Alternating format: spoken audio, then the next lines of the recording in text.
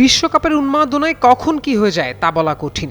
এই ধরুন, আপনি কোনো দলের সমর্থক, ওই দল জিতলে আপনি তা সেলিব্রেট করবেন, কিন্তু বেপরোয়া সেলিব্রেশনের কারণে যদি পুলিশের লাঠির ঘা আপনার পিঠে পড়ে তবে কেমন লাগবে?